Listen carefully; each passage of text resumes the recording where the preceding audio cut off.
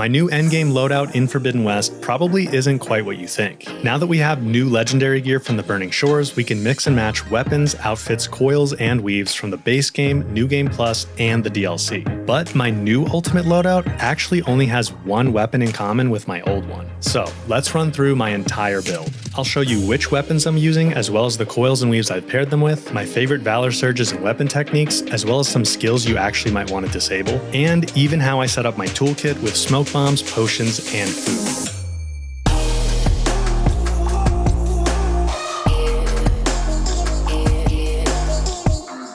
Let's start with the outfit. I've moved on from the Nora Thunder Warrior in favor of the Tenakth Vanquisher to support a low health build. If you're not familiar with the low health build, this playstyle is based on leveraging all the low health skills, with low health ranged being the most attractive one since it offers a whopping 80% damage increase when Aloy is below 50% health. The Vanquisher also gives us low health defense, which helps keep us alive by reducing damage by 70% when below 30% health. Low health Valor and Valor Surge Master both help us build up Valor more quickly. And Evader is nice because it lets us dodge an additional 2 times before stumbling. Now, the only problem with the Vanquisher is it lacks weapon stamina perks, so I use one of the new elite weapon techniques weaves from the Burning Shores to increase my maximum stamina and the regen speed. Many players will want to add a second one of these weaves to max out the stamina skills, and that's totally a smart move, but I personally find that one is enough. So in my second slot, I use Potion Proficiency, which allows me to drink potions instantly and while moving, which is super handy. This also helps to compensate for the lack of maximum stamina skills because I can easily use stamina potions in the heat of combat. Alright, now for the weapons. Some of you can probably guess what the one weapon is that I kept from my previous loadout. Of course, it's my favorite, the Ancestors Return Shredder Gauntlet. The Elemental Shredders and Shock Shredders in particular are just so strong, both for immobilization and for removing components, so I just couldn't give it up. Plus, Shredders are just the most fun weapon for me, so the AR has held on to its spot in my weapon wheel. It was never really gonna go. On the AR, I use 5 of the new Elite Crit Coils, which, believe it or not, boost elemental buildup as well as other types of damage, so they work really well with elemental shredders. Check out my new coiling guide for more details on that. One change I've made here is my primary weapon technique. I still think triple shredder is good, but I've been using power shredder for a while now and really liking it. It's nice when you just need a quick burst of damage, and keep in mind the explosion actually deals tear damage, so it's good for ripping off components too. Up next, we have my favorite new Burning Shores weapon, the Last Argument Spike Thrower. This one replaces my trusty old Spinthorn and is an awesome upgrade all around. I love using drill spikes to trigger knockdowns and deal damage over time, and the Last Argument has the most powerful drill spikes in the game. If you want to learn how to leverage knockdown, by the way, I have a video that breaks it all down. As a legendary, we have 5 coil slots we could load up with the new elite knockdown coils, but that's honestly overkill even for the toughest machines. Instead, I go for 2 elite knockdown and 3 elite overdraw, which help me draw more quickly and get the overdraw boost more often, which boosts knockdown power as well. Last Argument also has some solid explosive spikes in case I want to mix those in. My weapon technique here is Spike Trap. As I explained in my weapon techniques video, splitting spike is more powerful, but it's harder to land all the little spikes consistently. Spike Trap is still very strong and much easier to use. Okay, now for the real shakeups. You'll probably be surprised to learn that I've given up the Tears of the Land God Hunter Bow and gone back to the Deathseeker. This is mostly a playstyle choice. When I did my first playthrough of Burning Shores using only purple gear, I was using the Lightning Hunter Bow a lot, which made me realize I miss having shock arrows to trigger sparker canisters. It's true the Deathseeker doesn't deal as much tear damage as the TLG, but I make up for that by using some of the elite tear coils. It also means I lose purge water arrows, but with the rest of my loadout, I really don't need them. Now, 5 elite tear coils would be overkill, so I add 3 elite overdraw, which makes reloading super fast and also boosts overdraw damage. My weapon technique for the Hunter Bow is still triple notch, and it's super fast now with the elite overdraw coils. Also, I like the Deathseeker because its name is a subtle lore hint to this bow actually belonging to Rost when he was a Deathseeker in the Forbidden West. Perhaps the biggest surprise is that I've dropped the Sun Scourge. To be perfectly honest, I'm not totally settled on this choice, but I've been enjoying mixing things up with the new Eye of the Storm Warrior Bow. By loading it up with 5 of the new Elite Frost Coils, we get a 25% chance to instantly trigger the Brittle State, regardless of a machine's resistance to frost. So for example, we can use this to freeze Frost Claws no problem. Of course, you can do this instant Brittle build with the Sun Scourge as well, and you'd benefit from the longer range and better precision of a Hunter Bow. But I found I really like the speed of the warrior bow, and I like that the ammo is super cheap. Of course, farming volatile sludge from Apex Spike Snouts or Apex Bile Guts isn't too bad, but I like not having to worry about it. The biggest downside for me is that it's tough to hit canisters with a warrior bow. So when I want to go for a canister, I use the burst fire weapon technique to fire a cluster of 3 arrows. Next, we have another warrior bow, and this one actually replaces my Blast Forge Bolt Blaster as one of my 2 primary damage weapons. The Rain of Sparks does have the highest impact damage of any warrior bow, but the 6% instant burning chance drives me crazy, so I use the Karja's Bane. Loaded with 5 elite crit coils, it still does excellent damage, and it's way more nimble than a bolt blaster. The groups of machines in the Burning Shores is what initially drove me to swap to a warrior bow, and I don't think I'll go back now. Bolt blasters are still totally viable, and you can make them a little less cumbersome by using the spread blast weapon technique in combination with crit coils, but it's still not as agile as a warrior bow. Plus, I like that warrior bow ammo is super cheap. My preferred weapon technique is of course spread shot, to maximize damage by firing 5 arrows at once. To make this viable though, you'll need to know how to fire spread shot quickly, and you can learn exactly how to do that in my warrior bow masterclass linked below. Finally, we have the sharp shot bow, and believe it or not, Irev's downfall doesn't make the cut anymore. Don't get me wrong, it's still the single most powerful weapon in the game with its elite precision arrows, and it has an amazing set of perks, but those elite arrows are very expensive, and you can only carry 6 at a time. I've really enjoyed using the Graveslinger's Lament instead. It has the strongest advanced precision arrows in the game, and you can carry 15 of those. Plus, it also has the strongest strike-through precision arrows, which are excellent against armored human enemies, and they're fun to use against groups of machines as well. The other major benefit of Graveslinger's Lament is the 40% draw speed perk, which makes it much easier to pull off quick shots in fast-paced combat. I still love a crit build on a sharp shot bow, and now it's even better with a full set of elite crit coils. Oh, and my weapon technique is still focus shot. My favorite Valor Surge is still Ranged Master, but with so much powerful gear, I honestly don't find myself using it much. Instead, similar to my switch from a Bolt Blaster to a Warrior Bow, the Burning Shores pushed me to start using Chain Burst more often to deal with groups of machines. Chain Burst is actually what I use most often now, since I don't really need a Valor Surge to help me take on 1 or 2 big guys. Unfortunately, I haven't found much use for the new Burning Shores Valor Surges. In fact, Burning Shores introduced some new skills that I actually decided to disable. Ropecaster Expert sounds good in theory, but I find the instant tie down lasting only 8 seconds to be more of a hindrance than help. It's easy enough to tie down machines repeatedly if you know how to use a Ropecaster properly, and this is made even easier with the new tie that binds Ropecaster. The other skill I disable is Smoke Bomb Heal. There's nothing really wrong with this one, but because I want to leverage a low health playstyle, healing from smoke bombs can actually become problematic. To disable skills, unfortunately you have to reset all your skills and then go back through and reallocate all your skill points, which is pretty annoying, but at least you only have to do it once. Speaking of smoke bombs, those are always front and center in my toolkit. On either side, I keep 4 stamina potions and 4 cleansing potions, and a little further along, I keep 1 health potion handy in case things start to go really south. I also carry 2 specific food items, Land God's Gift and the Great MRE, which allow me to boost maximum weapon stamina and the stamina regen speed since my outfit and weaves don't max the stamina skills. Both of these foods' effects last 7.5 minutes, and consuming them instantly restores 75% health and stamina. I don't use them often, but they are super handy. The rest of my toolkit just consists of the 2 mount calls. Oh, and yes, I did go back to the trusty old Sunwing. The water wings flapping sounds were starting to annoy me. Hopefully seeing my new ultimate build has given you some ideas on how you might create yours, or maybe switch things up with your current build. I have links below for all the other videos I mentioned, and if you're interested in finding out what I had in my previous ultimate build, you can check that out right here.